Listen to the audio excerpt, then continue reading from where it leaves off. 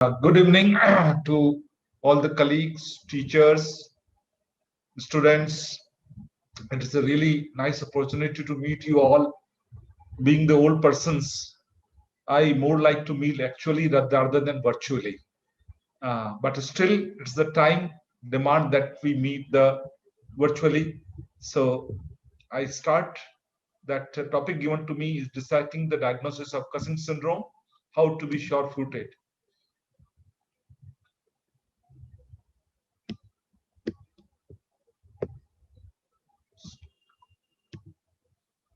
So it is very nice way to celebrating her 100th birthday of Grant Leader, who was born on the same day, 27th June 1921. And as Dr. Kalra has already highlighted, that he has many contribution to the endocrinology, including the test which I'm going to tell you, Liddle syndrome, and first to diagnose paraneoplastic endocrine syndrome, and he coined the word called the ectopic hormone secretions. Though it was described by the Harvey Cushing in 1912, and it is defined as a persistent and continuous hypercortisolemia due to either exogenous or endogenous administration. And the clinical manifestations are known to all of us. So I start with the diagnosing problem first, whether it is exogenous or endogenous. Whenever you find the case with clinical features of the Cushing syndrome, first we have to decide whether it is exogenous or endogenous.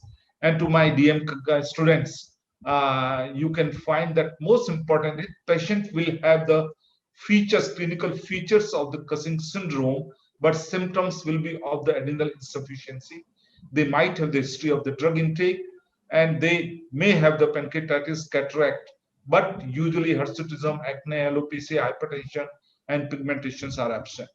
Your basal, you take the basal cortisol, and it is usually less than 3 microgram per deciliter, and you know it is exogenous. However, there is a pitfall because now the hydrocortisone is available with us, and if somebody is taking hydrocortisone, the cortisol level will be high in spite of it being the exogenous Cushing syndrome. So that's the pitfall here.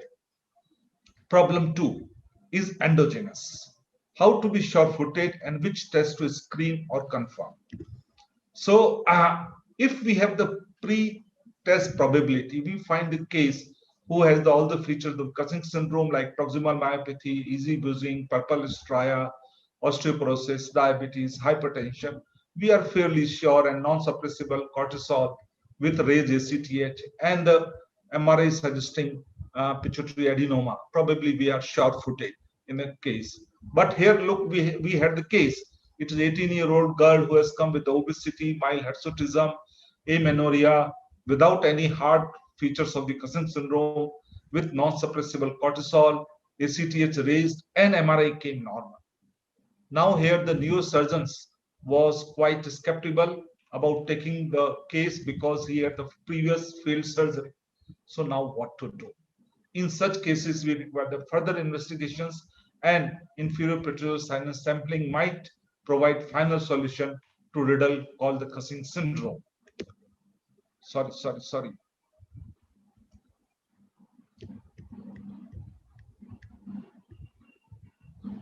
So what is the problem with the inferior pituitary sinus sampling?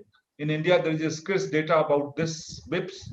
Firstly, because it is an invasive procedures and carries some risk. It is a high cost. Interventional radiology in India is in developing stage. And finally, non-availability of the injection CRH and desmopressin in India.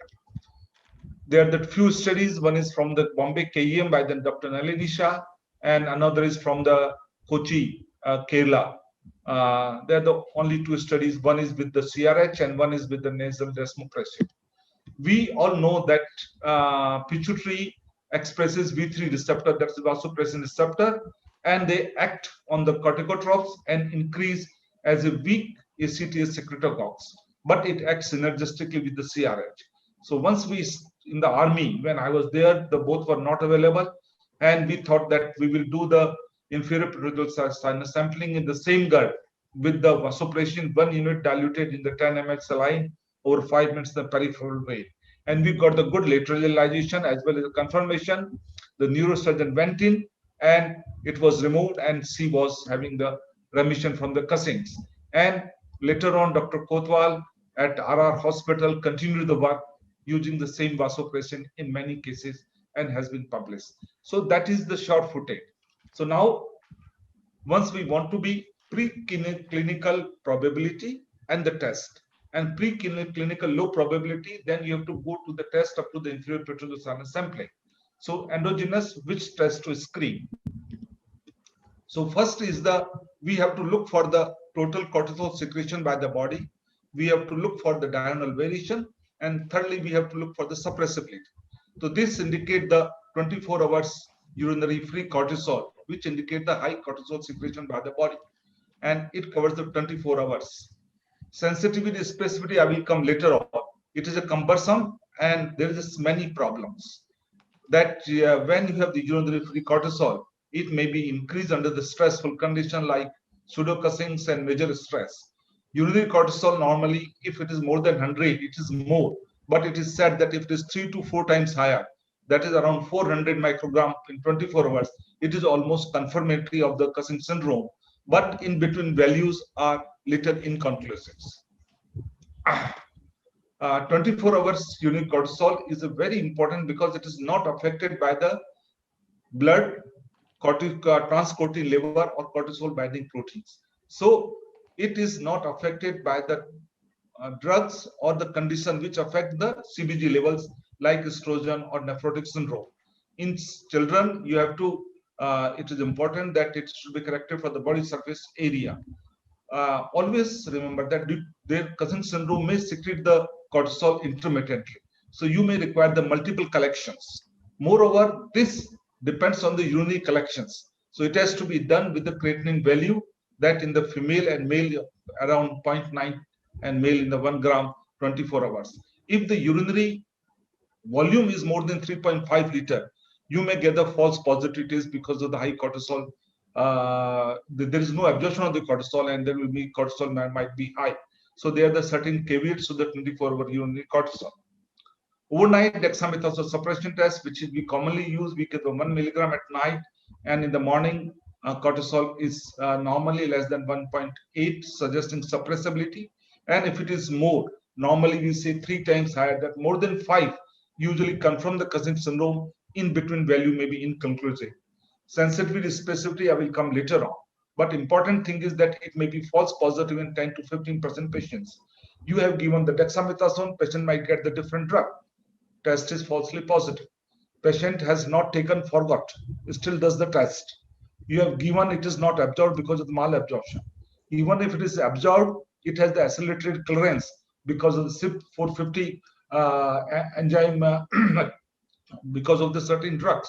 There may be the high CBG levels like estrogen therapy and hepatitis C, which causes falsely positive results. There may be glucocorticoid resistance and pseudocushing state. So there is a many caveats to the overnight dexamethasone suppression test. Hence, it is a good sensitivity test, but it does not confirm the Cushing syndrome.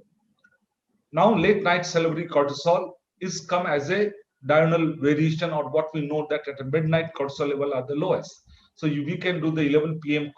Salivary cortisols, and more than 0.3 microgram per deciliter is likely it requires the requite. But important thing is that how to do it.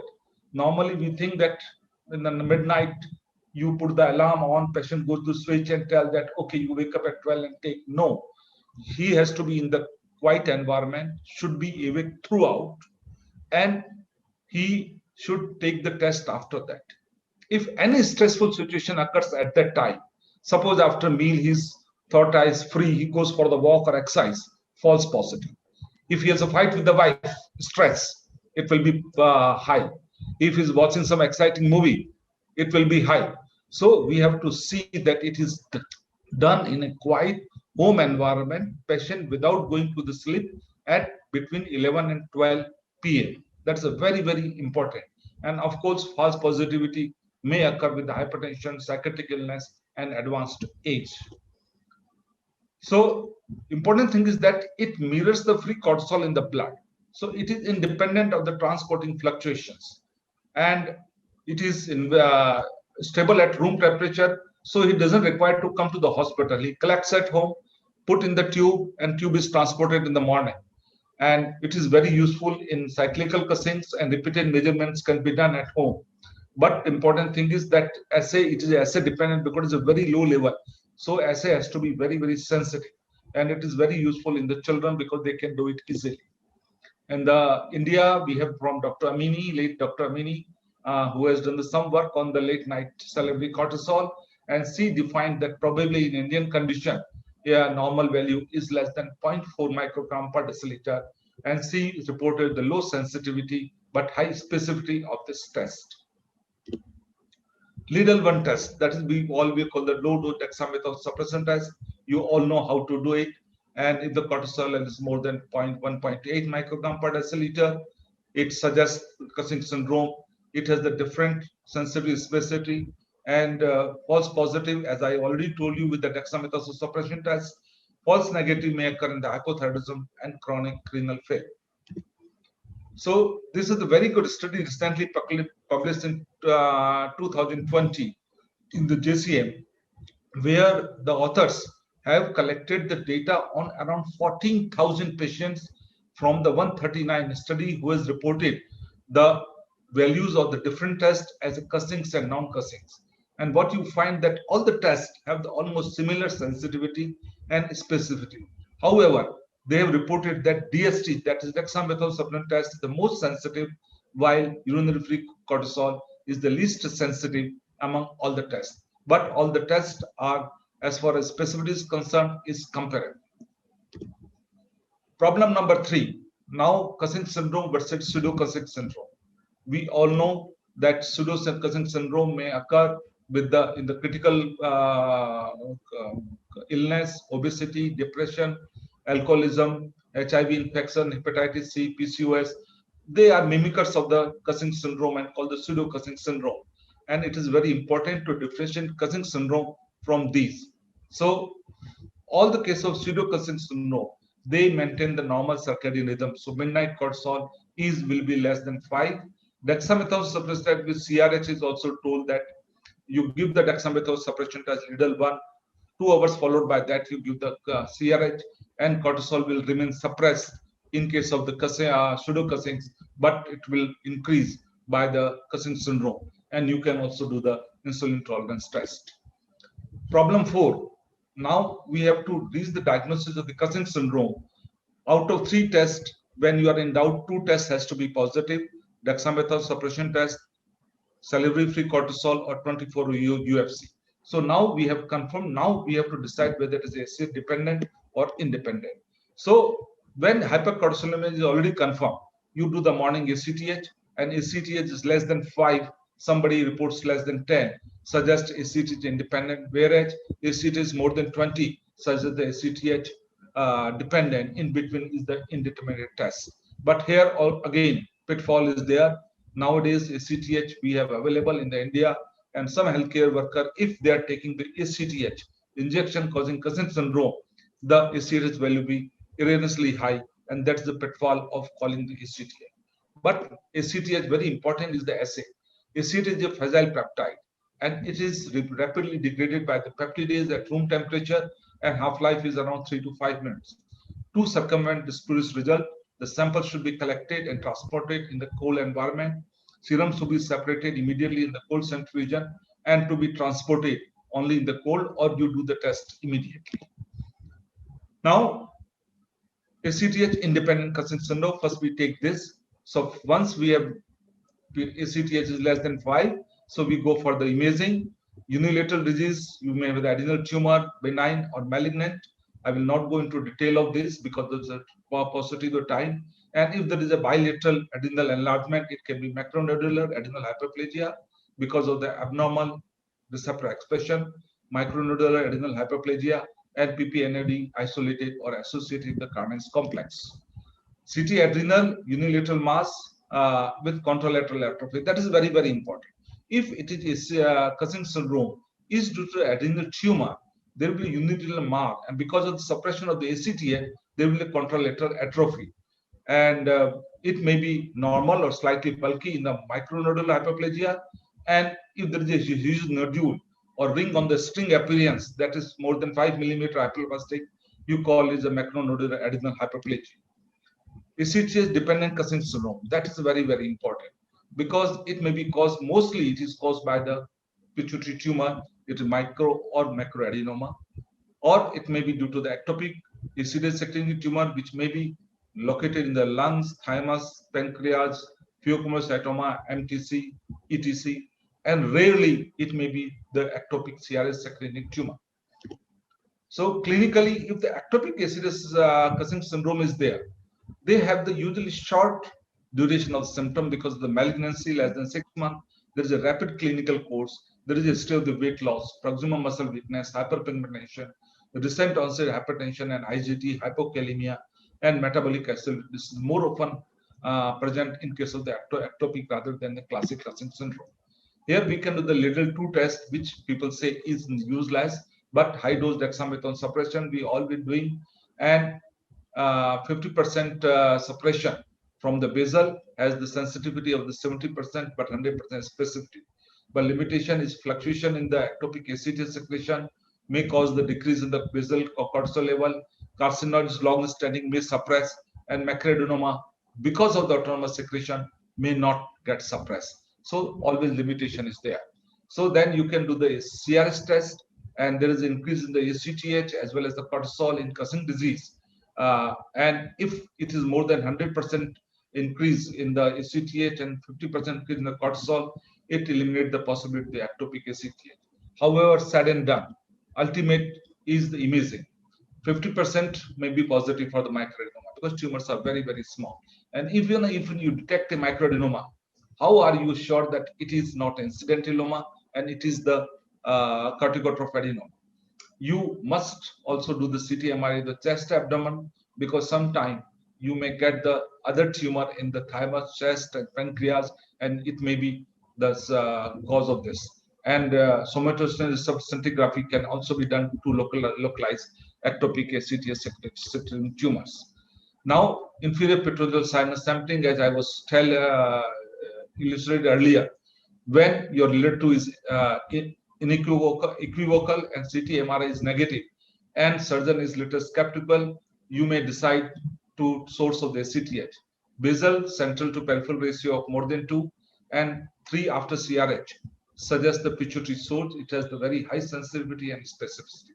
So this is the sure-footed thing, but always pitfalls are there. A pitfall is that if you have the CRS secreting tumor, you may get the same kind of the picture because CRH is acting on the pituitary, and the gradient will be more than 2 and it will be 3. Even if the patient is having the stress. So first you have to confirm Cushing's disease is there. Cushing syndrome is there, is dependent. If patient is having the stress, you may get the similar value in the inferior pituitary sinus sampling. So caveats are always there. CRS secreting tumor or underlying stress, they may have the positive, false positive inferior pituitary sinus sampling. You can also do the tumor markers. I like calcitonin for the medullary thyroid carcinoma, carcinoid 5-HIAA, chromogranin for epidermis, and CA for the GIT or pancreatic tumor. Now, problem 7. What are the ectopic receptor mediated Cushing syndrome? They are the various aberrant expression of the various receptors on the adrenal, which can cause the Cushing syndrome, and this can be differentiated by the aberrant receptor testing. This can be done consecutively or in the separate days. So what you can do that you can go with the various stimulus and collect the sample at a start 30-minute interval for 3 hours. If the cortisol increases by the less than 25%, is a partial response. 25 to 50% is a positive response. More than 50% of the basal level, then you can say it is the aberrant expression of the receptor of the adrenal gland. Problem 8. Which test, sorry for the spelling mistake, associated comorbid condition? Because many times you may have the many associated conditions which confirm the results. So these are the for the DM students that they must know that in case of the nephrotic syndrome, there may be the proteinuria, there may be the low CBG level, and even if the Cushing syndrome is there, they may be falsely negative. pregnancy because of the high estrogen, CBC level is high, and they may be falsely positive. So they have to read about the various comorbid conditions and which tests to be done in such situations. Thank you very much.